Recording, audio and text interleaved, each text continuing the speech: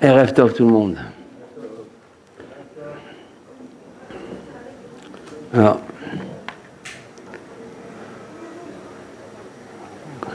quand on commence à parler des comptes,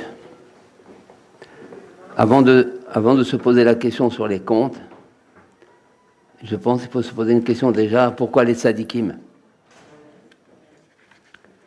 Et on ne peut pas répondre, je pense, pourquoi les comptes, si on ne répond pas d'abord à la question, pourquoi les tzadikim? Personnellement, je pense que c'est lié les deux, intrinsèquement. Si on répond pourquoi les comptes, on comprendra, je pense, pourquoi les tzadikim. Donc la question qu'il faut demander, c'est pas pourquoi les comptes, c'est pourquoi les tzadikim. On était tranquille avec la religion, tranquille, Shabbat, la cacheroute, hein, elles sont venues d'un coup, les tzadikim. Et pas seulement les tzadikim. Comme on dit, la cerise sur le gâteau, le tzadik, c'est-à-dire tremblement de terre. Pour nous, surtout les Sfaradim, on était relax. On ne savait pas les tzadikim, c'est pour des brachot. D'un coup, non seulement les tzadikim, c'est le principal, en plus le tzadik, c'est le principal. Ça chamboule tout notre mental, nos habitudes. Et donc, on se trouve face à face avec quelque chose qu'on ne connaissait pas et devant laquelle on doit forcément prendre position. Ou comme ça, ou comme ça. En vrai, c'est ça le grand problème. C'est ça ce qui se passe. Et quand on comprendra pourquoi le tzadikim, on comprendra alors après pourquoi les comptes. La preuve, c'est que Rabbi Nachman, il a écrit le Likutei Moharan avant d'écrire les comptes. Donc s'il a écrit le Likutei Moharan, les comptes, ça veut dire d'abord les tzadikim, le tzadik, après les comptes. Alors maintenant, ça veut dire quoi tout ça? C'est pas simple. Je pose les questions, elles sont grandes, les réponses, amen, qu'elles soient du niveau des questions. Alors, pourquoi les tzadikim? Hachem, il a donné la Torah au Sinaï, on a toute la religion juive, on a le Chumash, on a le Talmud, on a le Tanakh, on a tout pour satisfaire les lamdanim, les yeshivot, les Bet HaMidrash, les rabbanim, les Gdolei Hador, on a tout. Tout comme on a même, entre guillemets, le Shulchan Aruch. Tout est Aruch. La Halacha est Aruch, la Gemara est Aruch, il y a beaucoup de livres. Donc ça y est.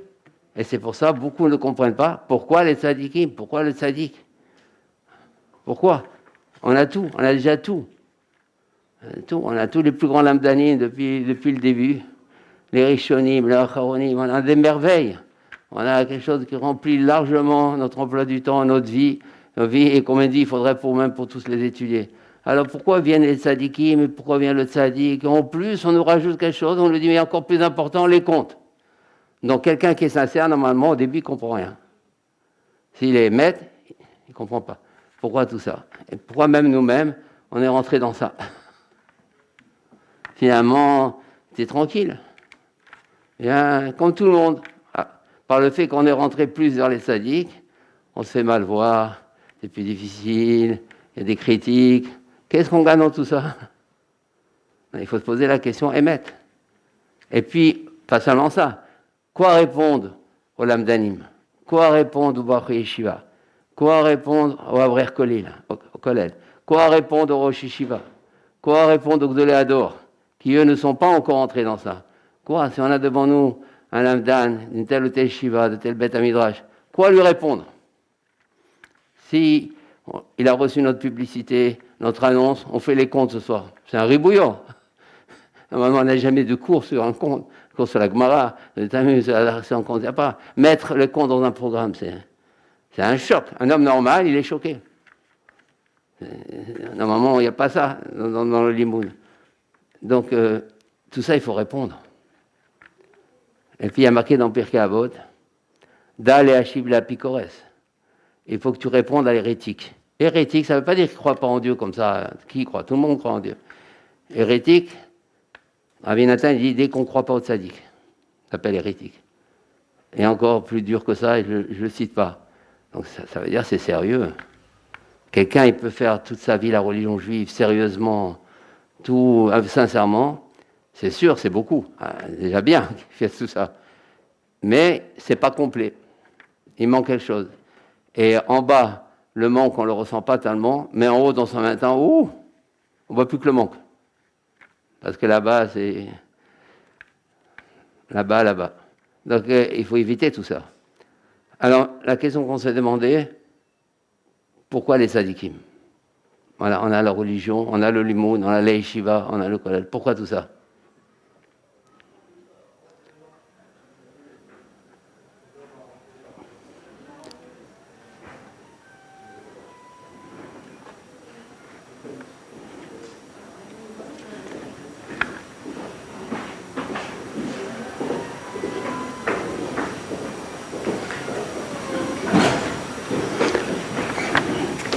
Bien sûr, on pourrait beaucoup parler là-dessus, mais on va essayer de résumer et de dire peut-être ce qui est le plus important, le plus basique.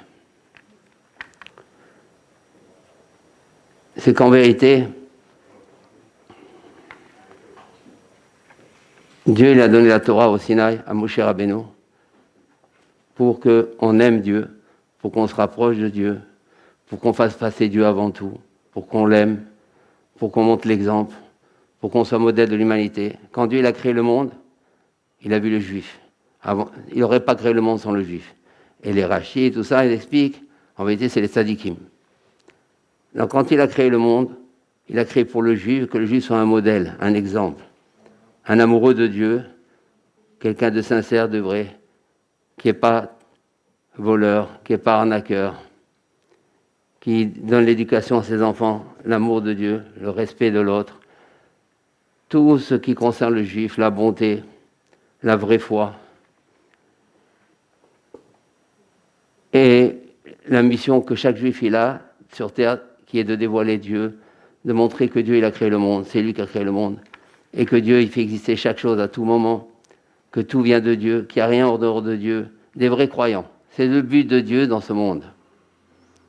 Il a donné la Torah. Il a donné 613 mitzvot, 360 mitzvot assez, 245 mitzvot négatifs, qui correspondent au corps de la personne, pour que l'homme, il incarne, que tout son corps soit un exemple pour Dieu, que chaque mitzvah lui apporte un bienfait pour se mettre en relation avec Dieu. Parce que c'est quoi une mitzvah? Asher kideshanu be mitzvotav. C'est une sanctification. Quand on fait les tiadaïm, on croit comme ça, Asher kideshanu be mitzvotav, mais en vérité, c'est important. Quand on fait une mitzvah, d'une manière générale, il y a 51% à peu près l'acte et 49% l'intention. Donc même si quelqu'un y pense rien, le fait qu'il a fait ça, c'est déjà beaucoup. Il a fait les tiadaïm. Mais si maintenant, quand il fait les tiadaïm, il dit Baruch atah Hashem, kideshanu, tu nous as sanctifiés. Rien qu'en faisant ça, c'est pas des ablutions d'hygiène, c'est une sanctification, c'est d'autres tiadaïm. Il y a les 49%, il complète. Et là, il commence à se sanctifier. Sanctifier, ça veut dire qu'il commence à ressentir Dieu dans sa vie, il commence à se purifier. Il a une approche de Dieu différente, une compréhension de Dieu différente, une patience différente. Tout commence à changer. Donc Dieu a donné des mitzvot au temps de Moshe Rabbeinu pour qu'on se sanctifie et qu'on se rapproche de Dieu, qu'on montre l'exemple. C'est ça la Torah. C'est ça, Jacques Deschanou, et c'est pour ça. Bien que les Tiadaïm, c'est pas Minatora, c'est rabbinique. Mais les rabbins, ils savent que c'est ça le but. Le but, c'est de sanctifier pour rapprocher Dieu. Et comme ça, nous, on doit apprendre la Torah et l'enseigner, à savoir que chaque mitzvah, c'est pour se sanctifier, et chaque interdit, c'est pour pouvoir retomber dans le pas bon. Et pour nous, c'est que des bienfaits. C'est le seul moyen que Dieu a donné pour qu'on puisse se rapprocher de Dieu. Dieu est tout en haut. Nous, on est dans un monde matériel. Comment on peut se rapprocher? Les mitzvot. Comment on peut se rapprocher? Et l'étude. Parce que l'étude, elle nous enseigne comment faire les mitzvot. C'est pour ça marqué les mots Torah negat kulam. Étude la Torah, c'est plus que tout. Parce que l'étude de la Torah, elle permet maintenant de bien faire les mitzvot, de se rapprocher. En gros, voilà notre but, voilà pourquoi Dieu, voilà le Sinaï, toute l'histoire de Sinaï, Moshe Rabbeinu, tout ça, c'est pour ça. Et donc maintenant, quand on apprend dans des yeshivot et tout, c'est pour bien apprendre par le Talmud, on apprend encore mieux la signification des choses, on a une plus grande envie de Dieu, tout ça, voilà le but. Alors pourquoi les tzadikim? On a tout. On a tout. On a le Talmud, le Shas, le Tanar, tout. Pourquoi le Zohar? Pourquoi Rabbi Shimon Bar Yochai? Tout ça, pourquoi? Parce qu'on a tout, ça y est, c'est fait. Parce que à un moment donné, il y a eu la descente spirituelle. Et de génération en génération, il y a une dégradation. Et quelque part, les misotes ne suffisent plus. C'est-à-dire, les 613 misotes que ça a donné, bien sûr qu'ils sont nécessaires, mais on ne les vit pas. On va dire en un mot, l'échec, c'est le ressenti. Il n'y a plus le ressenti. Il n'y a plus, en hébreu, ce qu'on appelle la dvikut. On n'est plus collé à Dieu. Quand quelqu'un dit qu'il faut être collé à Dieu, on ne sait même pas de quoi il parle. Collé à Dieu. C'est un mot qui est étranger pour nous. Collé à Dieu, déjà, avant que je fais les mitzvot, déjà, avant que je fais Shabbat, dans cette vie tellement difficile. On parle de dvikut. Alors, on est tellement descendu que les choses qui sont normalement complètement classiques nous paraissent énormes, même presque fausses, où Dieu nous a demandé d'être collé à Dieu. Par exemple, on prend un exemple, la concentration dans la prière. Tout ce qu'il aime Dieu, c'est la prière. Dieu, il envoie des épreuves à des personnes, parfois, souvent, très souvent, uniquement pour qu'ils prient. Il voit qu'ils ne prient pas assez, ou même s'ils prient, mais il ne prie pas avec le cœur, il prie comme ça. Alors Dieu, il envoie une épreuve pour qu'il se mette à prier à Dieu, mais avec les larmes. C'est pas. Dieu, il veut un homme qui prie devant lui avec grand cœur. Il veut la prière. Il voit qu'on ne prie pas assez. Qu'est-ce qu'il fait? Il envoie l'épreuve. Donc on voit ici qu'en vérité, la prière, elle a été dégradée. Même la tefila qu'on fait, normalement, on devrait faire avec un enthousiasme. On devrait arriver à la synagogue avec immense enthousiasme. Les tefilines, on est loin de là. On parle de ça. Et pas seulement ça. Le plus grave, c'est pas encore ça. C'est pas seulement qu'on vit plus la dvikut, on vit plus, etc. C'est pas seulement ça. C'est que l'étude de la Torah, qui devrait normalement nous donner une grande joie, un grand amour de Dieu, des réflexions sur Dieu, nous éclairer, savoir qu'est-ce qui est bon et pas bon, qu'est-ce qui est vrai et qui n'est pas vrai. L'étude de la Torah devient une étude intellectuelle. C'est l'université déplacée. J'exagère un petit peu, pas beaucoup. C'est-à-dire, c'est quoi une étude intellectuelle? Quelle différence entre une étude de Torah et une étude... C'est quoi le critère? Une étude de Torah, une étude intellectuelle, la personne ne se remet pas en question. C'est quoi apprendre les sciences? C'est quoi apprendre l'histoire, les mathématiques? Ça ne change pas une personne. Seulement, elle est instruite, mais elle est la même. Même, elle tombe des fois dans un plus grand orgueil, mais c'est tout. Mais ça ne les apprend pas à se remettre en question. Jamais quelqu'un dans les mathématiques, il va se reconnaître. Il ne va pas se reconnaître dans les mathématiques, il ne va pas se reconnaître dans la chimie, dans la physique. Il est nulle part. Quand quelqu'un il étudie les sciences, les maths, tout que ça soit la philosophie, il n'est jamais là-bas. C'est des sciences. La Torah, normalement, il est tout le temps dedans. Il doit normalement tout le temps se reconnaître. Il doit se dire, tiens, je suis là, tiens, ça, ça parle de moi. Tiens, ça me fait penser à moi. C'est ça l'étude de la Torah. Et aujourd'hui, il n'y a plus ça. De génération en génération, l'étude de la Torah est devenue une étude intellectuelle. La personne, son but, c'est d'apprendre les Mishnayot par cœur, ou d'apprendre faire une Gemara. Elle fait un sioum, elle est contente. Elle fait ça, c'est fini. La personne, on parle d'ailleurs de Daf Hayomi. Le Daf Hayomi, qui est faire un Daf tous les jours, en soi, c'est merveilleux. Mais on apprend le chasse, on apprend la Gemara, mais c'est la Torah. Mais c'est devenu presque, maintenant, une science. On fait son Daf Hayomi. L'orgueil est un peu rentré là-dedans. Tout ce qui est rentré, ce qui s'est passé maintenant par le virus, c'est quand même des grandes allusions. Tout d'un coup, on a cassé le Daf Hayomi. C'est sûr, c'est très triste de casser le Daf Hayomi. Mais en même temps, c'est quand même une allusion. Ce n'est pas un but de faire un Daf et on ne change pas. Tout le but, c'est de changer. Tout le but est de changer. La Torah, c'est pour que la personne change. Même, c'est marqué comme ça. L'étude de la Torah, c'est pour faire tchouva. Qui parle comme ça aujourd'hui? Quelqu'un, il ouvre une Gemara, il ouvre un Chumash, il ouvre une halakha pour faire tchouva. C'est que pour ça, pour faire tchouva. Pour se remettre en question, pour changer. Parce que qu'est-ce qui se passe avec les défauts? Les défauts, c'est comment ça se passe physiquement, un défaut? Ou on l'augmente ou on le diminue. Quand quelqu'un il étudie la Torah, par exemple, il a 50% d'orgueil en lui. Si, quand il étudie la Torah, son but, c'est pas de casser l'orgueil, il va en avoir 60, 70. C'est-à-dire qu'il va être encore plus orgueilleux après l'étude qu'avant l'étude. Mais si son but est de casser l'orgueil, bien sûr, ça va dire, mais l'étude va le faire, va le protéger, il va commencer. Donc quand quelqu'un il étudie, il doit savoir j'étudie pour changer. C'est le but, pas. Et si on demande la question à n'importe qui répondra à ça? Il dit non, j'ai une mise à d'étudier, parce qu'il faut la Torah, parce qu'il faut connaître la Torah, ce qui est vrai tout ça. Mais le principal, il ne l'a pas dit. C'est pour changer. C'est pour changer. C'est pour se transformer, pour être plus gentil, plus bon, plus patient, moins orgueilleux. C'est ça le but. Moins se prendre au sérieux. Aujourd'hui, c'est la moindre chose. Il y a un travail énorme à faire aujourd'hui. Énorme, énorme. Et pourtant, on étudie de plus en plus. Il y a des bêta-midras qui s'ouvrent. Donc ça veut dire, et pourquoi? Alors c'est pour ça le problème. Alors ça se résume en un mot. On dort. C'est ça le sommeil. Le sommeil, c'est ça. La personne, elle est là, elle est religieuse et tout, mais elle dort. Elle ne sait pas où elle en est. Elle ne sait pas que ça ne va pas chez elle. Elle ne sait pas qu'elle doit se transformer. Elle ne sait pas qu'il y a de l'orgueil chez elle. Elle se prend trop au sérieux. Tout ça, c'est la galoute, l'exil qu'on vit, les souffrances que chaque juif y vit, qui nous ont... C'est ça la galoute, c'est ça l'exil. Et justement, de là, on doit dépasser ça. Il ne faut pas oublier quand même, en Égypte, 4/5 ne sont pas sortis. Et Moshe Rabbeinu, quand Hachem il a dit à Moshe Rabbeinu, va sortir les Juifs, il dit, Moshe Rabbeinu il a dit, c'est ça pourquoi il a insisté. Moshe Rabbeinu a dit, tu me demandes l'impossible. Il dit, pourquoi? Mais tu les connais. Lui-même, mais tu les connais, comment ils sont. Moi, je ne suis pas du niveau. Parce qu'il était tellement modeste, Hachem il a dit, c'était du niveau de les sortir. Parce qu'ils vont recevoir la Torah. Et il a dit, mais c'est inhumain ce que tu me demandes. En gros, c'est ça. C'est inhumain. Il faut les changer. Ils sont en Égypte, les pauvres, ils ont souffert pendant une heure. Comment les changer? Comment les transformer? Comment ils vont apprendre à se remettre en question? Hachem, il a dit, t'es trop modeste. Va, je suis avec toi. Donc il y a quand même ce qu'on appelle cette Nekuda, ce point, où Moshe Rabbeinu lui-même, il s'est dit, c'est un gros travail. Donc c'est pour ça Hachem, il a envoyé qui?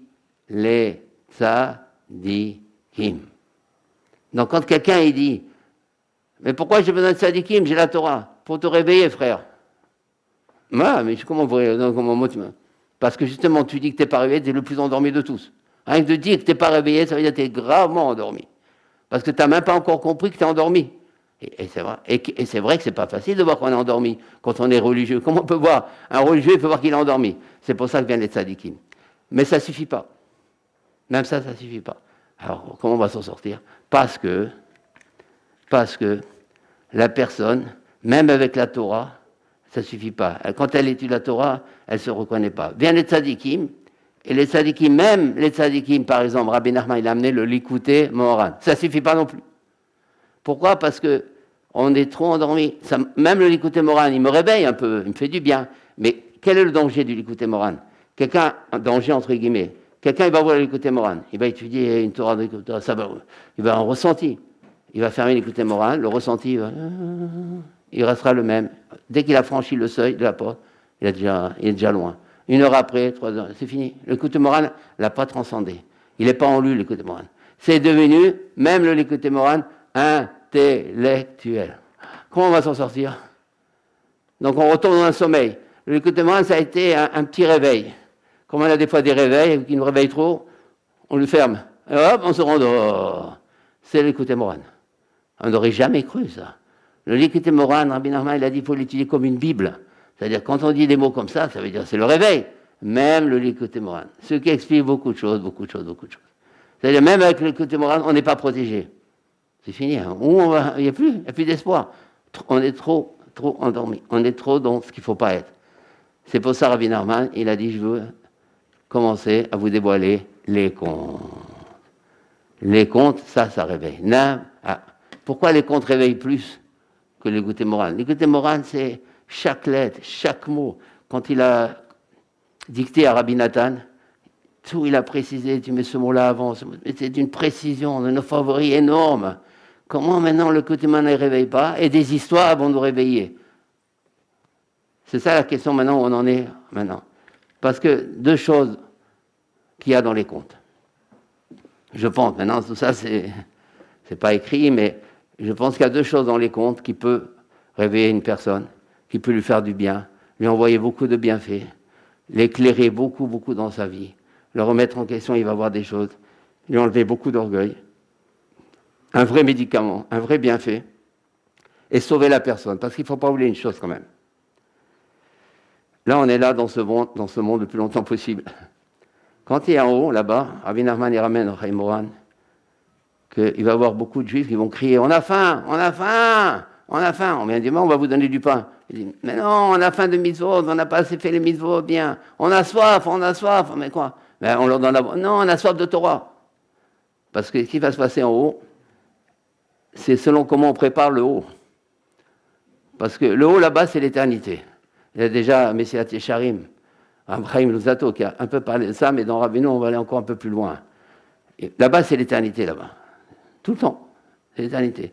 Maintenant, on sera là-bas comme on est ici. Selon le niveau que la personne a là, elle sera là. Alors donc, automatiquement, là-bas, il y a des souffrances spirituelles énormes. Parce que la personne, elle va regretter, et c'est trop tard. Elle va regretter son manque d'études, son manque de prière, et surtout, son manque d'Itkashrut au tzaddik. Pourquoi? Parce que Rabbi Nachman, il a dit, bien que là-bas en haut, il n'y a pas de progrès. Le progrès n'existe pas, il n'y a pas la durée. Ils peuvent avoir le progrès, il n'y a pas la durée. Il n'y a pas de progrès là-bas. On restera comme on est, comme on monte. Rabbi Nachman a dit, celui qui dans ce monde-ci, il a été avec moi, moi je peux le faire progresser. Il a contredit toute la physique divine. Il dit, moi je peux. Ça veut dire le tzaddik, la force. Donc, quand la personne maintenant, elle va commencer à lire les contes, et elle le lit avec la foi, avec la émouna, elle relit, c'est le livre aujourd'hui qui peut nous amener une envie de la Torah, une envie d'étude, nous remettre en question, nous aider, parce qu'il faut qu'on nous aide, devenir une autre personne, changer, ça c'est les contes. Pourquoi? Pour deux raisons. La première, parce que c'est des histoires. Des histoires, on a beau dire, on a beau faire, ça touche. Même si la Gemara c'est très fort, ça touche. Mais les histoires, c'est des histoires. On reste quand même des gens qui aiment les histoires. Donc quand c'est une histoire, ça touche. On voit une histoire, et en lisant ces histoires, des choses énormes bougent en nous. Pourquoi? Pourquoi ces histoires vont changer notre vie? Pourquoi ces histoires vont faire... Parce que Rabbi Nachman, il a dit une fois, et de là on va déduire beaucoup de choses. Il a dit ça permet de rendre les femmes enceintes. Quand Rabbi Nachman, il dit une phrase, quand un tzaddik dit une phrase, d'abord c'est la phrase. Ça permet de rendre une femme enceinte. Mais maintenant, nous, une fois qu'on a cette phrase-là, ça permet de rendre les femmes enceintes. C'est quoi une femme pas enceinte et c'est quoi une femme enceinte? Au début, il n'y avait rien, et maintenant, il y a tout. C'est-à-dire, on part du néant, il n'y avait pas d'enfant, il n'y avait pas de grossesse. On part du néant et on arrive à quelque chose. Donc, ça veut dire, les contes, ils ont une ségoula, une propriété, de partir de rien à arriver à quelque chose. Pourquoi? Ça veut dire, où on est dans un rien, on va se transformer complètement. On va voir autrement. Mais pourquoi? Pourquoi ces histoires qui sont des histoires, ils ont ce pouvoir? Parce que c'est des histoires qu'on ne trouvera nulle part. C'est des histoires qui ont existé potentiellement, virtuellement, avant la création du monde. Avant même que le monde soit créé, il y a eu ces histoires. Et ce monde-ci, maintenant, c'est la concrétisation, la matérialisation de ces histoires. Donc c'est des histoires pré-création qui maintenant sont lues comme des histoires d'aujourd'hui. Donc, si on dit c'est des histoires pré-création, ça veut dire c'est avant même la Torah. Ça veut dire c'est au-dessus de la Torah. C'est plus haut élevé. C'est-à-dire, on ne peut pas dire c'est plus élevé, ça vient d'un monde qui est encore plus élevé que sur la Torah. Donc, même si la Torah maintenant ne nous réveille pas, mais les contes vont nous réveiller parce que c'est encore plus élevé. Ça vient d'un monde encore plus haut, on va dire pas plus élevé, mais ça vient d'un monde encore plus haut. C'est pour ça, on lit des histoires qui plaisent, pas de difficulté. La princesse, elle a disparu, elle retourne dans le château, il s'endort, c'est gentil tout ça. Il n'y a pas besoin d'être une grosse tête pour ça, pas besoin de... Même le second du roi, il s'endort, mais après on l'a réveillé, il y a un chariot qui est passé. C'est des histoires, il n'y a aucune difficulté. Donc déjà, ça touche, ça rentre. Et en plus, ça voile, ça cache, ça inclut, comment on va dire, ça contient une lumière extrêmement élevée, puisque c'est une lumière qui vient avant la création. Elle est avant même la création. C'est-à-dire d'un monde qui est encore plus élevé que le monde d'où vient la Torah. Voilà la force d'un tzaddik. Et ça, il n'y a que Rabbi Nachman qui a amené ça. Parce que c'est le tzaddik de la génération. Pourquoi c'est lui qui l'a amené? Tout s'explique. Parce que c'est le dernier tzaddik de la génération, puisqu'il a dit jusqu'au Mashiach, et on n'a jamais été plus malade qu'aujourd'hui. Avant, on n'avait pas besoin des comptes. Avant, ça suffisait, quelqu'un il faisait une Gemara, il faisait un Rishon, un Rashba, il faisait un Rashba, il faisait un Ramban, il faisait un Rashba, un Ramban, puis ça y est, un enthousiasme énorme, il avait un dévoilement de Dieu, il comprenait la grande bonté de Dieu, sa prière c'était une vraie prière, il avait une vraie bonté, il avait de la patience, il cassait sa gave à un coup de marteau, parce qu'avant, mais aujourd'hui un rajva, pour celui déjà qui a le mérite de le faire déjà avoir le mérite, mais un rajva c'est devenu du très intellectuel, la force du rajva, il a répondu, mais jamais la personne avec le rajva va se réveiller elle-même. La Gemara, elle parle de la Gemara, elle ne parle pas de moi. Alors que tous les cas de la Gemara, ça ne parle que de nous. C'est que des habillages et des habillages. Mais la personne ne va jamais voir ça. Comme on a vu par exemple dans Menachot, on amène des Menachot, l'olishma. La personne dans le Beth Amikdash, elle amène un mincha avec l'olishma. La Mishnah, elle dit, le mincha, il est kasher. Bien qu'elle a fait l'olishma. Pratiquement presque tous les Menachot. Pas tous, mais la majorité. Mais la personne n'est pas quitte. C'est-à-dire ici, quelqu'un il va dans une shoah, il va dire non, il va continuer. Mais quelqu'un qui sait s'arrêter, qui a lu un peu les contes, il va dire ça veut dire on peut être cachère et ne pas être quitte. C'est quelque chose qu'on ne connaît pas, ça, dans la religion juive. Ou c'est cachère et tu es quitte, ou c'est pas cachère, c'est pour ça que tu n'es pas quitte. Mais être cachère et ne pas être quitte, donc c'est pareil. On est cachère, on fait la prière, on fait la sienne, on met le filin, mais est-ce qu'on est quitte? Et à plus forte raison, est-ce qu'on est quitte du kécher avec le tzaddik? Donc ça s'appelle étudier après d'avoir lu les contes. Mais celui qui n'a pas fait les contes, celui qui n'est pas attaché au tzaddik, il ne peut pas voir ça dans la Mishnah. Il verra, quelqu'un il n'a pas fait l'ishma, technique. Technique égale intellectuel. C'est ça le sommet. Voilà le sommet dans lequel on est. Et si maintenant, par exemple, dans les yeshivot, dans les Beth Midrash, on étudierait de cette manière, c'est la Géoula, ça y est, c'est terminé. Ça ment. Pourquoi c'est pas comme ça? Parce que Hachem, il laisse le libre arbitre. Il veut que chacun, à son rythme, selon ses forces, selon sa vie, son passé, son présent, même son futur, il va selon sa cadence. Et on ne peut ni forcer ni rien. Dieu, il veut le libre arbitre, il n'y a pas plus cher. Parce qu'il n'y a pas de libre arbitre. Dieu, il n'aime pas des gens qui sont forcés. Dieu, il veut que la personne choisisse Dieu. Mais s'il est forcé de choisir Dieu, ça devient des esclaves. Dieu ne nous a pas fait des esclaves, nous, on est ses enfants. En gros, on peut dire comme ça pour le moment, comme introduction, voilà pourquoi les tzadikim, voilà pourquoi les contes. C'est important déjà d'assimiler ces données-là et de voir maintenant pourquoi. Maintenant, il y a beaucoup à... On peut pas tout... on va simplement peut-être poser... Donc ces histoires, en vérité, quand on lit l'histoire de la princesse disparue, en vérité, une très grande lumière habille cette histoire. En vérité, dans cette histoire, elle transporte une immense lumière. Elle transporte des choses énormes. Donc déjà, lire les contes, normal déjà, rien que les lire, rien que les sortir de la bouche, mais après, bien sûr, essayer de comprendre les allusions, voir où on en est dedans, dans ma vie, en quoi ça me parle, comment ça va changer mon comportement, comment ça va m'enseigner, ça va m'apprendre, ça va me guider. Là, on devient un Brassev. Là, on commence à devenir un Brassev. Là, on a une chance d'enlever l'orgueil. Là, on a une chance d'apprendre à se remettre en question. Là, on a une chance de devenir simple. Là, on a une chance de devenir objectif. Là, on a une chance de voir vraiment la vérité. Là, ça commence. Sinon, aucune chance. Hachem, il ne fait pas déplacer un tzaddik pour rien. Parce que quand il a amené Rabbi Nachman, de toute façon, il a amené la maman à la couche, le travail qu'il a fait sur lui, qui n'est pas pensable, que personne n'a fait. Personne. Depuis la création du monde, il n'y a pas un qui s'est travaillé comme lui. Il n'y a pas. Donc, tout ça pose... Ça veut dire que sans lui, on ne peut pas. Sinon, on pourrait. Pourquoi on a besoin que Hachem... Donc, sinon, il n'y a pas d'espoir. Le seul espoir, maintenant, tout dépend de la personne, ce qu'elle désire être, ce qu'elle veut être. Rabbi Nachman, une des grandeurs de Rabbi Nachman, c'est qu'il a amené la Torah pour tous. Pour tous. N'importe qui, le plus petit, comme il a dit, le plus petit chez moi, il est plus grand que chez les autres. D'un petit, il en a fait un grand. Il n'y a pas, ça c'est la grandeur de Rabbi Nachman. N'importe qui peut être grand, n'importe qui peut être modeste, n'importe qui peut devenir vrai, n'importe qui peut arriver à aimer Dieu, n'importe qui peut savoir éduquer ses enfants, n'importe qui... Avec Rabbi Nachman. N'importe qui, n'importe. Il n'y a pas besoin d'être un grand. Il n'y a pas les grosses têtes chez Rabbi Nachman. Il y a les grands cœurs. Ça, c'est Rabbi Nachman. Et tout ça, évidemment, par l'écoute-moi, mais surtout par les contes. Les contes, ça va permettre régulièrement de lire les contes. Normalement, comme il a dit lui-même, on devrait lire dans les choules, on devrait lire dans les choules. Moi, j'ai rajouté dans les Beth Midrash. Dans les yeshivas, on devrait normalement... Et c'est ça l'endormi. Comment dans une yeshiva, il n'y a pas un conte? Voilà un exemple de sommeil. Sommeil énorme. Pourtant, bien sûr, les Rajba, les Rambam, mais il n'y a pas un conte. Il n'y a pas un conte. Il n'y a pas un conte. Il n'y a pas un écouté moral.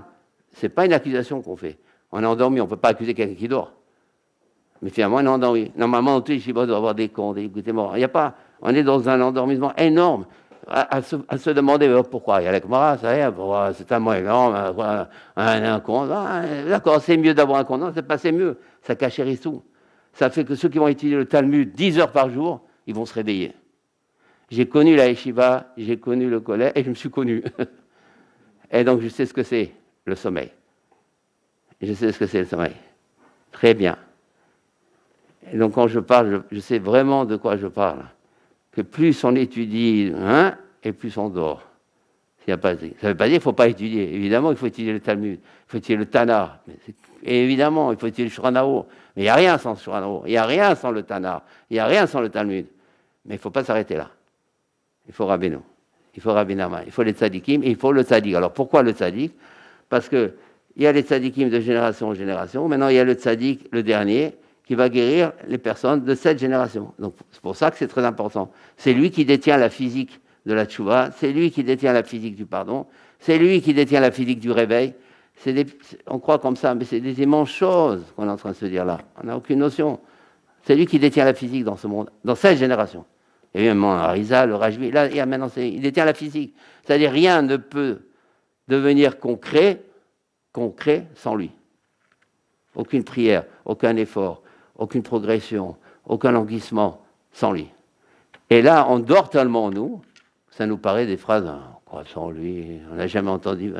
Dès qu'on est choqué, c'est un critère, c'est une température de sommeil. Le choc prouve le sommeil. Et plus on est choqué, plus la température, elle est... normalement, pas on dit. Ou alors, il y a un autre sommeil. On n'est vraiment jamais choqué. C'est-à-dire... Il dit la physique, c'est lui la physique de la tchouva. C'est quoi ces mots-là? C'est quoi physique de la tchouva, physique du pardon, on dort? De quoi il parle? Moi, j'aurais écouté ça il y a quelques années, j'aurais réagi comme ça. Hein. J'ai dit la vérité. Mon sommeil était tellement grand que même j'aurais été même presque violent verbalement. Je n'aurais pas accepté des paroles comme ça. Mais je sais que c'est vrai. Et que si on les refuse, c'est parce qu'on est dans l'assimilation, dans la galoute. On nous a appris à ne pas voir clair. On nous a appris à ne pas réfléchir. C'est ça, depuis qu'on est petit, on nous a appris à accepter, à ne pas voir autrement que ce qui se passe. C'est une éducation qui, depuis le début, a commencé d'une façon pas forcément la meilleure. Et voilà. Et donc après, on voit tout. Par exemple, Rabbi Nachman dit, comment on peut tomber dans un sommeil? Par exemple, si quelqu'un ne mange pas assez cachère, c'est sûr. C'est sûr qu'il tombe dans le sommeil. Ça, comment, il donne des exemples. On ne peut pas parler ce soir, c'est une Torah entière et très longue, où il explique comment un juif peut tomber dans le sommeil. Par exemple, quand il mange, ce n'est pas 100% bien. C'est pour ça qu'il faut se méfier. Quand on achète quelque chose à manger, avec des étiquettes, être certain. Dès qu'il y a une étiquette, c'est bon. Mais une étiquette, chacun dans son choix d'étiquette, mais au moins une étiquette. Mais se méfier de tout ce rouage un peu traditionnaliste, où on est relax. On dit, ça c'est pas grave. Et on commence à acheter un peu comme ça. Ça, par exemple, ça crée un sommeil énorme. C'est-à-dire la personne, sans qu'elle sache, elle s'éloigne de Dieu, gamour. Elle se refroidit, elle devient de plus en plus orgueilleuse. Quand quelqu'un mange quelque chose qui n'est pas très cachère, il y a de l'orgueil qui arrive chez elle. Il y a de l'impatience, l'agressivité. Alors que chez un non-juif, pas du tout. Il peut manger des crevettes, il peut manger tout. Parce que le juif, on voit dans le Rachid, dans le Haremot, il a une sensibilité, il a une âme. Il y a de l'âme chez le juif. Donc la moindre chose joue pour lui beaucoup. Aussi bien dans le bon que dans le pas bon. Il n'y a pas plus sensible qu'un juif. Parce qu'on a une âme. L'âme, elle supporte rien qui ne soit pas clean, qui ne soit pas pur. Mais nous, on est tellement endormis, on sent bien. On peut manger les bonbons, on mange les gâteaux, mais parce que là, ça y est, l'âme, elle est éteinte. Elle ne réagit plus, il n'y a plus de lumière. C'est comme quelqu'un qui a l'habitude de fumer, ils sont très bien.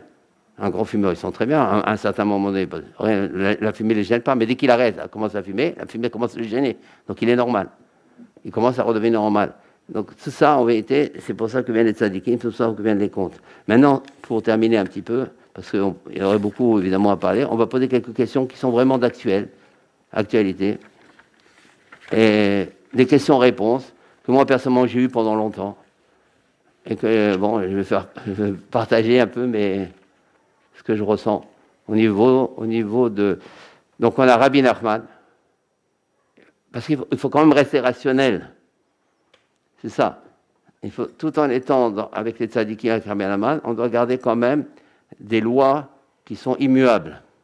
Il y a l'étude de la Torah, il y a l'étude du Talmud, il y a l'étude du Tanakh, il y a l'étude de l'Halakha, et ne pas tomber dans un excès de lumière, et tout abandonner, voilà, on ne fait plus qu'écouter Moran et les contes de sa vie. Ça, Rabbi Nachman, il ne veut surtout pas. Quand il a connu Rabbi Nathan, il a donné, exigé un programme presque inhumain d'études. Donc, on va dire quelques questions-réponses de plus ou moins, je comprends.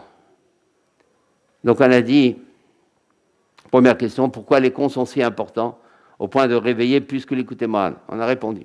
Parce que l'écoute morale, finalement, il ne vient pas d'un monde qui est au-dessus de la Torah. Ça reste la Torah, l'écoute morale. Très bien, tout, mais ça reste quand même la Torah.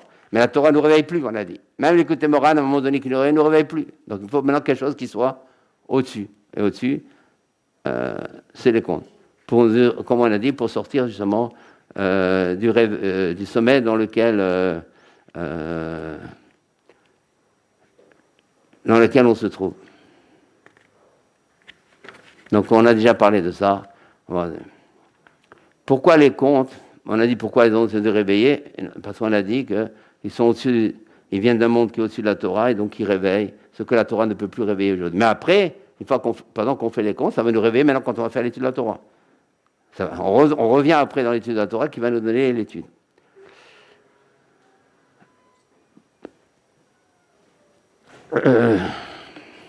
Pourquoi croire maintenant dans ça? Voilà, pourquoi croire? Pourquoi croire dans tout ce que je viens de dire, dans les contes? Qu'est-ce qui nous force à croire? Qu'est-ce qui nous force à croire dans les suppomations? Pourquoi on croirait dans les contes? Qu'est-ce qui nous force à croire dans les contes? Maintenant, quelqu'un peut nous demander, quelqu'un d'une yeshiva, mais qu'est-ce qui te force à y croire dans les contes? Qu'est-ce qui te pousse? Que tu crois dans le Talmud, je comprends. Attends, Moshe Rabbeinu, il a donné. Ce que tu vois. Mais les contes, Moshe Rabbeinu ne l'a pas donné. Il n'a pas marqué les contes. On sait ce qu'il a donné. Il a donné le Talmud, le Chumash, évidemment. Il a donné le Talmud et il a donné le Rajbi, il a donné le Zohar. Ça, c'est officiel, c'est reconnu. Et les contes, qu'est-ce qui te pousse à... C'est important, toutes ces questions. D'abord pour nous donner la Emouna. Et puis quand on sait répondre, ça veut dire qu'on a la foi. Il faut savoir répondre. Et alors, qu'est-ce qu'il faut répondre? Il faut avoir un esprit aussi tamim, en même temps clair, en même temps... Il faut apprendre à répondre. C'est très important. Il arrivera un jour, pas loin. On devra répondre à beaucoup de gens. On se mettrait devant ces personnes, il faudra savoir répondre. Je ressens beaucoup qu'un jour viendra très proche où des discussions vont commencer avec des personnes qui ne sont pas avec le tzaddik, qui vont nous poser beaucoup de questions, et où on aura une responsabilité de savoir quoi répondre. Parce que c'est grave, quand Rabbi Nachman il voit d'en haut qu'on ne sait pas répondre. Donc il faut prier qu'Hachem nous apprenne comment répondre quand des personnes viennent, surtout parfois avec une agressivité, dans le but de remettre en question nos idées. Il faut savoir quoi dire. Et puis pour nous-mêmes, si on ne sait pas répondre, ça veut dire que chez nous-mêmes aussi, il y a encore un manque. Il faut qu'on soit émette, quoi. Pourquoi Et parfois, il faut savoir répondre, pas forcément d'une manière philosophique, etc., d'une façon très... avec la foi. Tout, c'est la foi. Donc si quelqu'un, par exemple, il nous dit, qu'est-ce qui te pousse, par exemple,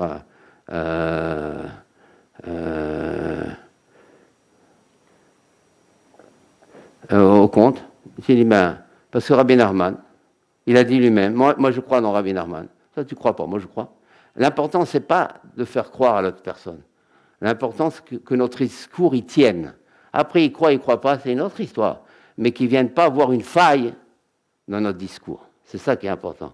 Après, c'est son problème, la foi. La foi, on ne peut pas prouver une foi. La foi, c'est la foi. On peut l'aider à avoir la foi, mais on ne peut pas lui prouver. Il n'y a pas de preuve sur la foi, sinon c'est plus la foi. La foi, c'est quand il n'y a pas de preuve. C'est en quoi c'est la foi. Mais par contre, il faut que notre discours y tienne, qu'il fonctionne. Dans la famille, qu'on sache répondre. On dit, pourquoi on sache répondre? Ça s'appelle faire un kiddush Hashem. Ça s'appelle les... Donc si quelqu'un nous dit, mais qu'est-ce qui te pousse à croire? Il dit, parce que moi je te dis, moi je crois dans Rabbi Nachman, que c'est le tzaddik de la génération. Et lui, il a dit, qu'est-ce qu'il a dit? Lui, il a dit une chose très importante. Il a dit que les contes, c'est des histoires prénat, shanim, kadmuniot. Prénat, shanim, kadmuniot. Ça veut dire quoi? Prénat, shanim, kadmuniot. Ça veut dire ces histoires-là, c'est pas des histoires des contes de Perrault. C'est des contes qui racontent ce qui s'est passé avant la création du monde. Révolution, ça. On n'a jamais entendu ça. C'est en ça que... Ah, voilà, mais c'est très beau ce que tu dis. Mais tu crois vraiment? Mais oui, puisque je crois dans Rabbi Nachman. Et que Rabbi Nachman a dit, c'est tout. Dans les écoles, dans les Talmuds de Torah, on devrait apprendre comment répondre. Ça fait partie de la Torah. C'est Pirkei Avot. Dans la Shivla Pécorette, comment répondre. Et on devrait aussi enseigner à nos enfants pour qu'ils sachent quoi répondre aussi, parce que dans les écoles, après, ils parlent avec les élèves, avec les camarades. Il faut savoir. Et puis pour nous, ça nous fait du bien de savoir quoi répondre. Ça veut dire, Rabbi Nachman, c'est tout. Il l'a dit, mais au moins dire quelque chose d'intelligent. Que ça vient, Shanim, Kadmuniot, ça c'est important. Que c'est des contes qui viennent d'avant la création, qui s'est passé potentiellement dans des mondes complètement spirituels, qui nous dépassent complètement, mais qui se concrétisent maintenant par les Sipourim qu'ils racontent. Donc c'est une grande lumière. C'est pour ça, je crois, pour ça, je suis poussé à aller vers les contes. Ça comme ça. Il faut commencer. On doit apprendre ça. On doit apprendre. Savoir répondre, ça rentre dans l'étude de la Torah. C'est pas un plus, c'est pas un surplus. C'est ça, étudier la Torah. Si on ne sait pas répondre, ça veut dire qu'on n'a pas encore étudié suffisamment. Il faut savoir comment, puis qu'on ait une syntaxe, qu'on ait un dibour, apprendre à parler en français, si on est en France. Même apprendre à parler français pour la Torah, ça s'appelle la Torah. Ça s'appelle être vrai, un vrai religieux. Mais sinon, non. Pas dire, moi je parle comme ça. Non, apprendre. Le dibour, tout le dibour, Rabbi Nachman dans plusieurs Torot, il dit que le dibour c'est la shrina, savoir parler, pas trop compliqué, pas trop comme les histoires, simple, et achar, tout de suite, savoir dire les choses comme on essaie de le faire maintenant. Ça, comme ça. Et alors après, quand on va étudier la Torah, le fait qu'on étudie les contes, on va plus et mieux savoir où on en est. Parce que qui va nous montrer, il n'y a plus de prophètes. Avant, il y avait des prophètes. Moi, je n'ai pas encore rencontré. Il est où un avis, il ne vient pas me voir. Donc, comment je veux savoir où j'en suis, moi? Comment je veux savoir où j'en suis? Il te des doutes, bien sûr. Mais l'île des doutes, elle va servir. Parce qu'en même temps, tu fais les comptes. Donc, ça va t'aider dans l'île des doutes. Parce qu'en même temps, tu es Mokoucharot Sadik. Parce que c'est un package. Donc, on voit ici une chose énorme. C'est qu'un chidouche de la Torah. Quelqu'un, maintenant, un arabe, va faire un chidouche dans le Beth Midrash, le Shabbat. Ou dans une yeshiva. Dans une yeshiva, un beau chidouche. Un vrai chidouche. Un beau. Donc, un chidouche qui va nous donner de la vitalité. Vous voulez savoir comment je vais terminer la phrase? Il va donner de la vitalité. Il va donner du bon. Il va donner du bon. Mais le problème, c'est quoi? Comme c'est pas Meshanim Kadmoniot, comme c'est des choses de la Torah, de Moshe Rabbeinu, donc Sinaï. Sinaï, qui dit Sinaï, après la création. C'est très technique, ce qu'on est en train de dire. C'est très, très technique. Comme c'est maintenant, il va me faire du bien sur le moment. Je vais spirituellement kiffer. Parce qu'il a dit un beau Dvar Torah, un beau chidouche. Mais il ne va pas me changer. Il ne va pas me transformer. Il ne va pas me poursuivre. Il ne va pas me travailler. Très vite, c'est beau, je raconterai, il va me faire quelque chose, il y a un petit quelque chose, c'est sûr. Il va rien me donner la joie, déjà, c'est important. Mais comme c'est pas Meshanim Kadmuniot, je resterai toujours le même orgueilleux, et des fois même plus, parce que maintenant j'ai un chidouche en plus. Donc je vais peut-être le dire, déjà je vais me presser de le dire, pas forcément pour dévoiler la Torah, parce que je vais montrer que je sais. Quelqu'un qui est honnête envers soi-même, il sait que je dis vrai. Et donc toutes ces choses-là, tandis que quand c'est des contes, normalement, c'est déjà autre chose. La personne va commencer à savoir où on en est, à être plus s'émettre envers soi-même, plus à se reconnaître, et ainsi de suite, et ainsi de suite. Voilà un exemple, par exemple. C'est comment? Pourquoi maintenant,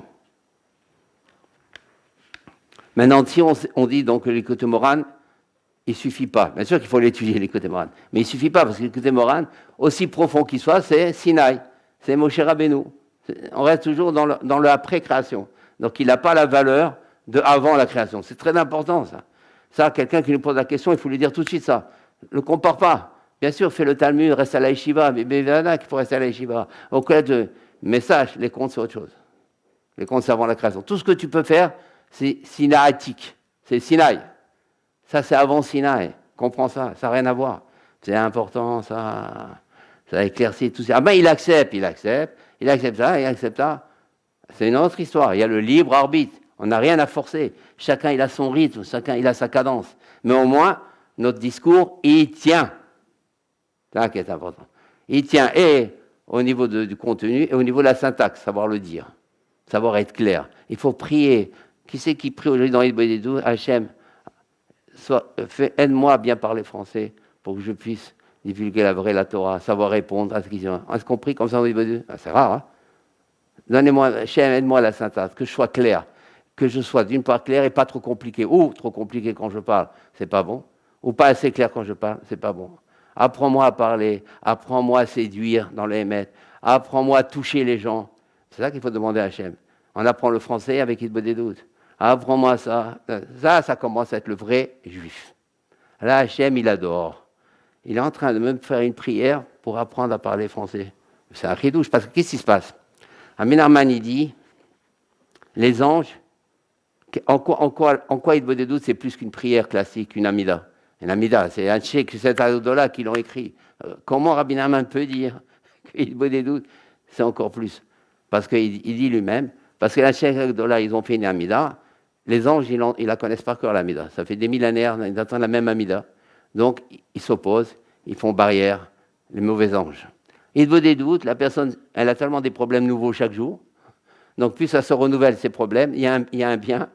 C'est que les anges, ils n'ont pas le temps encore, ils ne sont pas habitués à son problème. C'est un problème nouveau, et le temps qu'ils arrivent à comprendre son problème, la prière, elle passe. Alors, maintenant, même dans le nouveau, après, ça y est, les problèmes, ils les ont tous connus. Aujourd'hui, on parle, maintenant, ils connaissent. Tous les problèmes, ça y est, les anges, ils les connaissent. Depuis le Bodé 12, depuis Rabbi Nachman, ça y est, on les connaît, les problèmes. Donc, c'est rare d'avoir un problème nouveau, un chidouche dans son problème. Il y a toujours un qui l'a déjà eu avant, qui a déjà prié. Donc les anges, déjà, ça, ils connaissent la musique, donc ils font barrière. Mais quand quelqu'un dit, Hachem, aide-moi à prier, à parler français, savoir répondre à une personne, ils ne connaissent pas. Ils ne connaissent pas, ça passe, ça peut passer encore pendant de longues années. Parce que ça, c'est des chidushim. Qui prie ça aujourd'hui? Ça, c'est le chidouche dans le chidouche. Après moi. Et une personne, on est tellement endormi, une personne, elle ne sait même pas qu'elle ne parle pas bien français. Elle ne sait pas. Elle croit qu'elle parle bien. Elle croit que quand elle écrit un mail, c'est clair. Mais écrire un mail clair, il n'y en a pas beaucoup. Hein. Il n'y en a pas beaucoup. C'est jamais précis, jamais très clair. Pourquoi? Parce que les forces du mal, elles viennent, elles nous attaquent pour pas qu'on soit clair. Mais écrire un mail clair, dès qu'il fait 2-3 lignes, c'est déjà une épreuve. Et on est tellement endormi que ça ne nous gêne même pas. On n'en a même pas honte. C'est-à-dire, qui a honte aujourd'hui de ne pas être clair? Qui a honte aujourd'hui de ne pas être clair? Alors que normalement, ça veut dire, si on n'est pas clair, ça veut dire dans les mouchines, c'est sûr qu'on n'est pas clair. Là aussi, c'est pas clair. Ça veut dire qu'on n'est pas clair nulle part. Partout, on n'est pas clair. Si on n'est pas clair dans une phrase, c'est pas rien une phrase. C'est pas rien une syntaxe, c'est un monde. S'il y a eu des poètes, vous voyez ce que les contes, ils me font dire. J'aurais pas dit avant sans avoir lu les contes. La poésie, c'est pas rien. Il parle Rabbi Nachman de la poésie. C'est pas rien. Il y a eu la mauvaise poésie, bien sûr, mais d'où elle vient, la mauvaise poésie? Elle vient de la bonne poésie, elle vient de Shlomo Ameler, elle vient de Shir HaShirim. Mais en vérité, il y a une poésie. Il faut savoir dire les mots, toucher, avoir une beauté aujourd'hui. Et ça montre où on en est. C'est parce que justement, ça s'appelle sommeil. La personne, elle ne sait même pas qu'elle ne sait pas parler. Donc, on prie Hachem, Hachem, aide-moi à bien parler, pour que je sache quoi répondre. C'est une merveille. D'abord, Dieu va l'aider à savoir parler. D'abord, d'une manière générale, le fait qu'il lit les contes, il va apprendre à parler déjà. Parce que les contes, ça éclaire. Donc, il va être clair. Deuxièmement, il va faire Hitbodidou, il va prier Hachem, aide-moi à être clair. Hachem va l'aider. Une prière comme ça, mais ça s'appelait Hachem. Mais c'est merveilleux. Il ne faut pas avoir honte de ce qu'on est. Il faut avoir honte d'accepter comme on est. Ça, il faut avoir honte. Donc Hachem, quand il voit quelqu'un qui vient, il commence à lui dire, j'arrive pas, je suis pas clair, même quand je vais expliquer un pshat, ou quand j'arrive pas, ou alors je m'énerve, ou je trouve pas les mots, je suis pas clair, je sais pas écrire un mail. Hachem, aide-moi à écrire. Mais c'est des merveilles, ça. Mais écrire un mail dans un but de faire du bien à l'autre, ou de l'aider, ou même je veux avoir une réponse sur une question que j'ai, je vais être clair dans ma question. Je ne veux pas embêter la personne à qui je demande, qui va se travailler, qu'est-ce que j'ai voulu dire dans le mail. Non seulement il doit répondre, mais en plus il va se fatiguer à savoir qu'est-ce qu'il a voulu me dire. Et ça montre quoi? Ça montre un laisser-aller, une non-considération de la personne. On ne précise pas, ben il va chercher ou alors il va comprendre. Alors que plus on précise, plus on montre la considération qu'on a pour l'autre. Il ne faut pas qu'il cherche à savoir qu'est-ce que j'ai voulu dire. Le minimum. Et parfois, parce que la personne, elle n'est pas claire elle-même, elle veut bien, mais la pauvre, elle n'arrive pas. Tout ce qu'on est en train de dire, en vérité, c'est ça le réveil. Et ça, les contes, ils peuvent beaucoup nous faire du bien. Maintenant, évidemment, maintenant, donc, on a une mitzvah, maintenant, par exemple, un sommeil. On ne diffuse pas le tzaddik. On étudie, écoutez-moi, on va dans un cours et tout, on est content. Et on a fait du braslav, ça nous a fait du bien, on kiffe, terminé. On ne pense pas à l'autre. On ne pense pas à la famille, on ne pense pas aux chaverim, on ne pense pas aux autres, au peuple d'Israël. Alors, déjà, commencer à se réveiller et savoir qu'on est venu au monde pour diffuser. La première chose que Dieu il a fait, Bereshit, Bara, Elohim, et Hashamim, Ta'aret. La première chose qu'il a fait, il a créé. Il a créé. Il a donné. C'est pour ça, bête, Bereshit, bête, ça veut dire il y a l'autre. Chez Hachem, tout de suite, il y a l'autre. Ça s'appelle être juif, ça. C'est ça, être juif. Il y a l'autre. Donc, à plus forte raison, quand c'est une Torah pareille, qu'il y a l'autre. Donc, apprendre à diffuser. Donc, maintenant, déjà, être motivé pour diffuser. Maintenant, comment être motivé? Comment diffuser, techniquement? Comment faire du tous? Comment diffuser Rabbi Nachman? Voilà, maintenant, d'accord. Au Hachem, on sait qu'il faut étudier, il faut faire les comptes, il faut faire Hitbod des doutes. Moi, ça, je commence à y croire.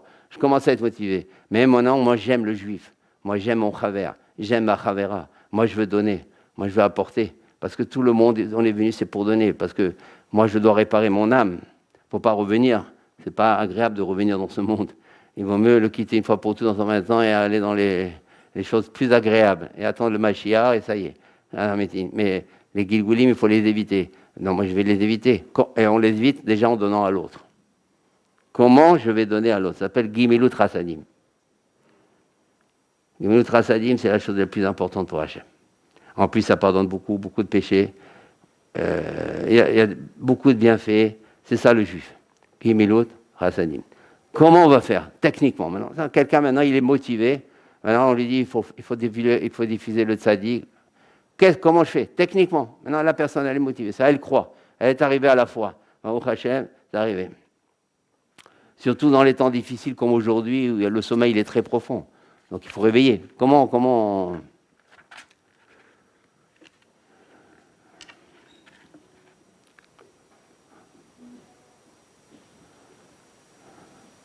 Il y a deux grands chemins qui sont tous les deux, ils se complètent. Il y a les cours. Quand on dit les cours, c'est pas seulement donner des cours, c'est parler avec son chaver, parler avec la famille, influencer la famille.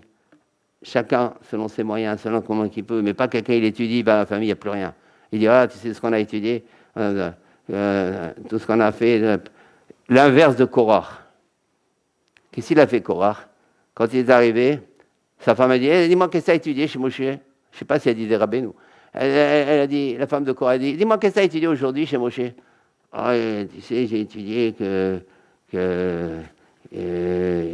voilà, tu vois, que les Lévi'im, ils doivent tous se raser. Mais oui, mais tu es très vilain, tu es complètement rasé. Pourquoi tu as fait ça? C'est Moshe Rabbeinu. Donc elle posait des questions. Qu'est-ce qu'il y avait dans le Beth Midrash? Nous, on doit poser pareil. On arrive chez nous, on doit se demander, la femme elle doit demander, qu'est-ce que tu as étudié aujourd'hui? Qu'est-ce que tu as fait? Quelque chose. Et le mari répond, voilà, étudié ça. Il faut déjà le dialogue. Qu'est-ce qui s'est fait aujourd'hui dans le Beth Midrash? Qu'est-ce qu'il y a eu? Parce que la femme, elle travaille, la femme, elle se fatigue, mais un minimum qu'elle reçoive quelque chose du mari. Il faut que le mari lui dise tout ça. Donc ça aussi, ça rentre dans les cours, c'est-à-dire diffuser Rabbeinu, diffuser dans des cours, dans Sirat Raverim, dans la famille. Dès qu'on a une occasion, un anniversaire et tout, on essaye. Aujourd'hui, j'étais invité dans un restaurant, moi-même, aujourd'hui, par la famille, qui n'est pas tellement branchée Braslav, mais on a essayé à chaque fois une allusion. Ça n'a pas tellement marché, on n'a pas de mérite, mais au moins on a essayé. Pour dire quelque chose. Pas une conversation, on reste 2 heures dans le restaurant et on ne parle pas de vérité, on ne parle pas de émet. 2 heures en train de manger un bar complet poisson, et il n'y a pas du rabénou, il n'y a que des frites. Ça, sinon, c'est un endormi. Ça marche pas. Moi, elle a essayé. Elle a dit des bourrimes. Il y a quelque chose. Et on ne sait pas. Peut-être ça va marcher plus tard, peut-être ça va rester. Il y a un mot qui va rester chez les personnes. Ça s'appelle ne pas dormir. Ne pas en aller sans ça. Non, chaque heure qu'on a, chaque temps, Hachem, il voit qu'est-ce que tu vas dire, qu'est-ce que tu vas faire. C'est comme ça que ça se passe en haut. Au restaurant, en tout cas, on t'a invité pour. Tu mérites d'avoir un bar complet comme ça, c'est pour dire quelque chose. Il faut le rembourser, ce bar complet. C'est ça. Là, on commence à se réveiller. On dit, mais attends, on ne va pas passer 2 heures et il n'y a rien. Que des. Comment 2 heures, on va parler sur le virus. Il a déjà 2 heures, on va parler sur les. Ça s'appelle un réveil. Savoir, attention, maintenant, pas toutes ces choses-là. Donc, en vérité, il y a déjà les cours. Les cours, ça veut dire donner des cours, voir quand il y a des motivations, faire de la pub pour les cours, faire du marketing pour les cours. Donc ça veut dire un cours, qu'est-ce qui rentre dans la diffusion? Parce que Rabbi Nachman nous demandera un jour, qu'est-ce que tu as fait pour moi? C'est ça notre mission aujourd'hui, qu'est-ce qu'on a fait pour lui? Et selon qu'est-ce qu'on a fait pour lui, le jugement il est différent. C'est énorme tout ça, on n'a jamais entendu des choses pareilles. Donc qu'est-ce que tu as fait pour moi?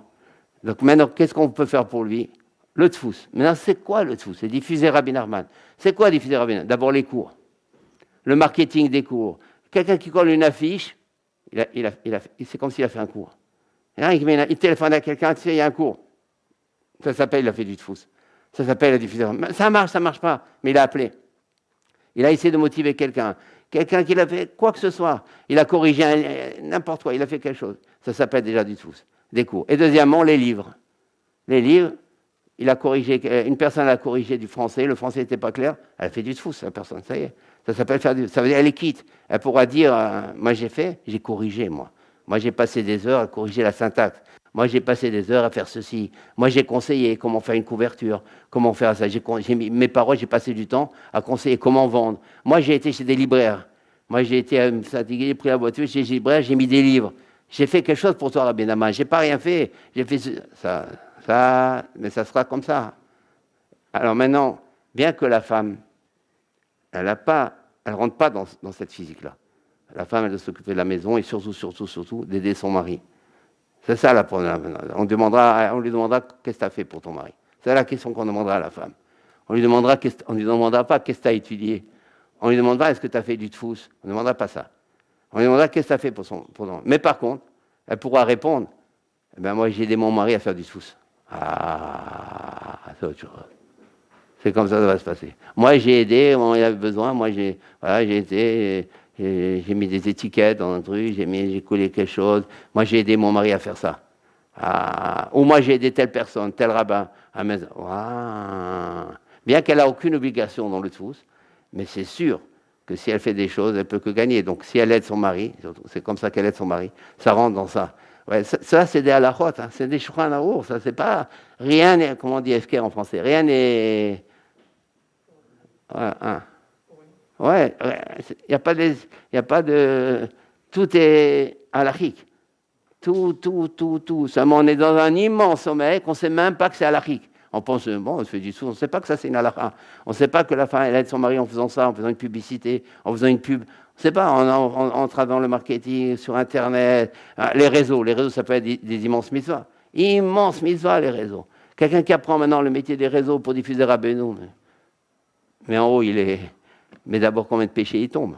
Combien de péchés tombent déjà? Rien que ça, il apprend les réseaux. Ou à arranger ou par exemple, à transcrire un cours qui est verbal, à le mettre par écrit. Mais c'est des mondes qu'elle gagne. Ça, on ne le voit pas comme ça, apparemment, mais c'est ça. Ça, c'est diffusé. Voilà, en gros, ou donner de l'argent, faire un don. Tout ce qui sert à diffuser Tzadik, elle ne le regrettera pas. Il y a une histoire. Je ne sais pas si vous la connaissez. Si moi, je la connais, vous devez la connaître. Je sais pas. Mais c'est vrai. Une personne qui est montée en haut, ça arrive, souvent, qui redescend, ça arrive. Sur ces derniers temps, c'est de plus en plus courant. Et il y en a une, et en pleurs, la personne, elle a rencontré comment ça s'est passé. Bon, je ne me rappelle plus très bien dans les détails. Normalement, elle était condamnée. Et le Ben Ishra, il est à Vedin en haut. D'après ce Sipour là. Il est à Vedin en haut. Et donc, avec tout la bonté du Ben Ishra et tout, il n'arrivait pas à s'en sortir, elle est condamnée. On ne veut pas savoir à quoi, à des choses pas bonnes. Et juste quand on devait exécuter cette condamnation, on l'a arrêté, le Ben Ishra. On lui a dit, il a raconté ça, la personne raconte maintenant.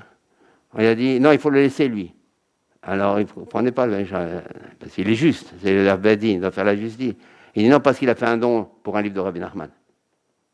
Et le croix, si je me souviens bien, le don, il n'était pas élevé. Il n'était pas grand. Il a fait un don pour le livre de Rabbi Nachman. L'importance de Rabbi Nachman en haut. On n'a pas de notion. Un don. Il était sauvé par ça. Il a pleuré, il raconte. Ça, c'est... Mais je n'ai pas dans les détails, je ne veux pas le dire parce que j'ai peur de ne pas dire exactement les choses. Je crains ça, mais c'est connu. Plusieurs l'ont écouté aussi. Et de là, j'ai appris aussi que le Ben Ishra était à Bedin. Aussi d'un autre sipour aussi. Que le Ben Ishra, il est à Bedin en haut. Pas mal. Et voilà. Donc, parce qu'il a donné un don pour Rabbi Nachman. Je pense pour les livres, quelque chose comme ça. Il a fait un don pour Rabbi Nachman. Voilà, l'investissement, à plus forte raison maintenant, quand on s'occupe de tout, de la diffusion, des Amtakot, comment il peut avoir de choses énormes. Et ça, voilà le sommeil. Personne n'en parle de ça. C'est voilé. Quelqu'un nous dirait, mais qu'est-ce que tu fais là-dedans? Mais tu as autre chose à faire. C'est comme ça. C'est ça l'épreuve. Parce qu'Hachem, il adore le libre arbitre. On a le libre arbitre. En gros, voilà. Maintenant, il y a une grande question aussi. Donc dans le marketing, c'est sûr, tous les médias, tous les réseaux, ça a été fait pour Rabbi Nachman. Après, comme on ne le fait pas suffisamment bien, ça va là où ça ne doit pas aller. Mais ça, c'est connu, mais en vérité, c'est sûr. Donc il faut faire attention, bien sûr, de faire attention parce qu'il y a tout. Il faut filtrer et tout ça, parce qu'après on peut tomber sur des mauvaises images. Parce qu'il ne faut pas faire une mitzvah en faisant des avérotes. Il ne faut pas non plus être trop illuminé. On utilise tout ça, mais il faut filtrer. Un ordinateur, il faut le filtrer. Et il faut vraiment le faire. Il faut vraiment le faire parce que ça permet de cachériser l'ordinateur. Et comme ça, on peut se permettre après de faire du marketing. Sinon, comment faire du marketing quand on tombe sur une image négative, mauvaise? Qu'est-ce qu'on a gagné? On a perdu grave. On a perdu grave. Hein. Qu'est-ce qu'on a gagné? Il faut faire attention aussi avec ça. Maintenant, une grande question aussi. Qu'est-ce qui est plus important? C'est des questions fondamentales. Est-ce que c'est plus important de diffuser des livres de Rabbi Nachman, écoutez Moran, écoutez Etzot, ou des livres qui expliquent les livres de Rabbi Nachman? Grande question. Grande question. Est-ce qu'il faut... je vous dis ça parce que moi, je suis très concerné, parce qu'un jour, Rabbi Israël, avec les brachas, je le dis pour l'Echem Halacha. Il m'avait dit, tu es venu au monde pour diffuser Rabbi Nachman et il faut que tu diffuses les Likutei Moran dans le monde. Moi, je ne comprenais pas au début. Les Likutei Moran dans le monde, il faut que tu les diffuses. Tu es venu pour ça. Les Likutei Moran dans le monde. Donc, si on se tient à ce dialogue, il faut surtout, c'est les livres de Rabbi Nachman. Likutei Moran, Likutei Etzot, Sichot Haran. C'est ça qu'il faut faire. Chaye Moran, c'est ça qu'il faut faire. Il faut diffuser ça. Mais quel est maintenant maintenant, quel est le din, quel est la quel est le comportement à choisir, la décision à prendre, lorsque justement la personne, maintenant, on écrit nous des livres maintenant qui expliquent le Likutei Moran. Donc, où ça se balance? Comment on fait? Qu'est-ce qui est plus que l'autre? Vers quoi on doit le plus, dans quoi on doit le plus investir? Où elle est la mise la plus grande? Grande question. Alors, on a une règle dans la Gemara. Quand on a un safek, khatsi, la moitié des livres de Rabbi Nachman, la moitié des livres qui expliquent Rabbi Nachman. Donc, par exemple, nous, en diffusant les contes, ces livres de Rabbi Nachman, mamash, on explique, donc déjà, on commence un peu à se rendre quitte des livres de Rabbi Nachman. Mais il faut faire aussi des livres qui expliquent, écoutez-moi. Donc, si on est matfi seulement, on n'édite que des livres de Rabbi Nachman, on n'est pas quitte, suffisamment. On est cachère, mais pas suffisamment quitte, encore une fois. C'est la mincha qu'on fait pas l'ishma, ou que c'est cachère, mais on n'est pas quitte. Il faut, en même temps, des livres, par exemple les contes, c'est bien. Parce que les contes, en même temps, on fait les livres mama, mot à mot, ou alors, quand on fait la vraie tchouva, tout ça, c'est des livres de Rabbi Nachman. On reprend les textes de Rabbi Nachman lui-même. Donc, on rentre encore dans le fait, ça c'est plus important. Donc, tout ça, c'est énormément important, tout ce qu'on entend. Parce qu'il faut se rendre quitte. Après, on lui dira, qu'est-ce que tu as fait? En quoi tu t'es rendu quitte? Là, pour le moment, on ne dit rien. Dans 120 ans, on lui dira, mais il faut avoir ça. De même manière qu'on doit se rendre quitte des tefilines, on doit se rendre quitte du tfous. Il faut le mettre. Moi, j'ai entendu une fois Rabbi Israël, je me rappelle, il avait dit c'est plus que tout. Parce qu'il savait de quoi il parlait. C'est-à-dire, de la même manière que toi, tu veux te rendre quitte des tefilines, tu dois te rendre quitte de ça. C'est pas un plus. Donc, tout ça, il y a beaucoup à. Maintenant, qu'est-ce qu'une personne, maintenant, on lui dit, comme on nous dit maintenant, il faut faire du tfous, Rabbi Narma. Mais qu'est-ce que je fais de mon étude? Comment je fais pour la Gemara? Alors, quand j'étudie la Gemara, quand j'étudie Shranao, quand j'ai. Comme on a dit, il ne faut pas être illuminé. Là, il faut tout faire. Il faut passer son temps. Il faut faire la Gemara, il faut faire du Tanar. Le Tanar, il ne faut pas le bâcler. Le Tanar, ça rentre comme même obligation d'étudier le Talmud. Le Tanar, la Halacha, Shranao. Ces trois choses, c'est obligatoire. Sinon, oh là là, comment on le regrettera. Talmud, chacun à son niveau. Talmud, il faut faire même un peu Talmud, il faut le faire. Talmud, du Tanar. Obligatoire. C'est la Halacha. Un peu de Zohar, même si on ne comprend pas, on va lire. Et les livres de Rabbi Nachman. C'est ça aujourd'hui. Maintenant, chacun dans sa proportion, tout ça. C'est ça la vraie yeshiva. C'est ça le vrai kollel. C'est ça, même dans les écoles juives, normalement, on devrait parler déjà de ça. Le Talmud Torah, déjà. Ouais, on a endormi l'école juive, elle a endormi l'école juive. Qui parle de ça? Talmud Torah. Normalement, un enfant, dès le début, on doit lui donner ce réflexe mental de ça. Il y a du bien, dans tout, il y a du bien. Mais il n'y a encore aucun Talmud Torah, peut-être. Il n'y a encore peut-être aucune école juive, peut-être. Mais on est tellement endormis qu'on dit, mais c'est merveilleux, on a une école juive, on a un Talmud Torah. Mes enfants, ils sont en Talmud Torah, mes enfants, ils sont très... Bien sûr, il vaut mieux qu'ils soient en Talmud Torah qu'ailleurs. Mais on est trop contents. C'est le problème. Parce qu'on ne sait pas quand on était, mais qui va sortir l'enfant de ce Talmud Torah? Comment il va sortir? Comme tout le monde. Ça va être comme tout le monde. Si, déjà, même l'écouter moi, n'y réveille pas. Alors que, à moins que les parents complètent le Talmud Torah. Et après, ils font un travail sur ça. Donc, on va aider, chacun, en gros, il doit faire chacun de son niveau. Bon, il y a beaucoup trop de choses à dire.